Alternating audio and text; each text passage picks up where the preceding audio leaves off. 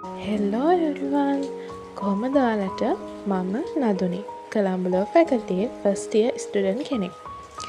අද මම ඔයාලත් එක්ක share කරගන්න යන්නේ මට හොඳම result දුන්න best study method කිහිපයක්. ඔයාගේ study life එක easy and productive කරගන්න මම පාවිච්චි කරපු study tips ඔයාලත් එක්ක බෙදා ගන්නම්. පළවෙනි ටිප් එක තමයි අපිට පාඩම් කරන්න ආස හිතෙන විදිහට ස්ටඩි කරන්න පුළුවන් පරිසරයක් අපිට තියෙන්න ඕන. ඒ කියන්නේ පිළිවෙලට පොත් තියාගෙන පාඩම් කරන්න පුළුවන් මේසයක් වගේ තිබ්බම අපේ මනස රිලැක්ස් කරගෙන පාඩම් කරන්න පටන් ගන්න පුළුවන්. ඉතින් මම ඔයාලටත් කියන්නේ පළවෙනියටම ඔයා මයින්ඩ් එක රිලැක්ස් වෙන විදිහේ තැනකට යන්න. එතකොට තමයි අපිට ආසාවෙන් පාඩම් කරන්න පුළුවන් වෙන්නේ. ඊළඟ එක තමයි ටයිම් එක. මං නම් එක දිගට පාඩම් කරේ නැහැ. උපරිම විනාඩි 30ක් 45ක් වගේ පාඩම් කරලා විනාඩි 5ක් විතර ස්මෝල් බ්‍රේක් එකක් ගන්නවා.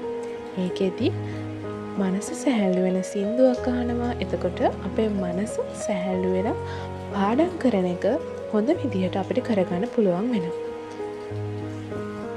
සබාදාම කියන්නම හරි ලස්සන නිර්මාණයක්. ගහකොළ, වැස්ස මේ හැම දෙයක්ම අපේ මනස සැහැල්ලු කරනවා. ඉතින් සබාදාම කියන්නම හරි අපූර්ව නිර්මාණයක්.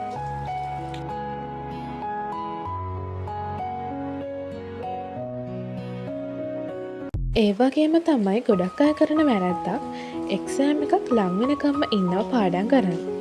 එහෙම කරන්න එපා. මොකද අපිට එක්සෑම් එකක් ලං වෙන ස්ට්‍රෙස් එක වැඩ යනවා. ඒකට කරන්න තියෙන හොඳම දේ තමයි එක්සෑම් එකක් ලං වෙන්න කලින් ෂෝට් නෝට්ස්, ටු-ඩූ ලිස්ට් වගේ දේවල් හදාගෙන පාඩම් කරන එක. ඉතින් මට නම් එක්සෑම් එකට ගොඩක්ම මේ ෂෝට් නෝට් උදව් වුණා. ඉතින් මම ඔයාලටත් කියන්නේ එක්සෑම් එකක් ලං වෙනකන් ඉන්නේ නැතුව ෂෝට් නෝට් වගේ දේවල් හදාගෙන එදිනදාම පාඩම් කරන්න.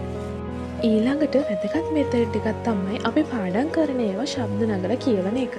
නැත්තම් කාට හරි ඒ දේ කියා දෙනවා, උගන්වනවා විදියට පාඩම් කරන එකත් වැදගත්. එතකොට අපිට හොඳට ඒක මතක හිටිනවා. ඒ ලෙවල් O ලෙවල් කරන නංගිලා මල්ලිලාට විශේෂයෙන්ම මේ දේ වැදගත්.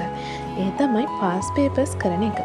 මම නම් වැඩිපුරම ඒ ලෙවල් වලදී ගොඩක් වෙලාවට තියරි කොටසක් පාඩම් කරලා ඉවරුනාම ඒකට අදාළව තියෙන පාස් පේපර් කරෙක්ෂන් කරා.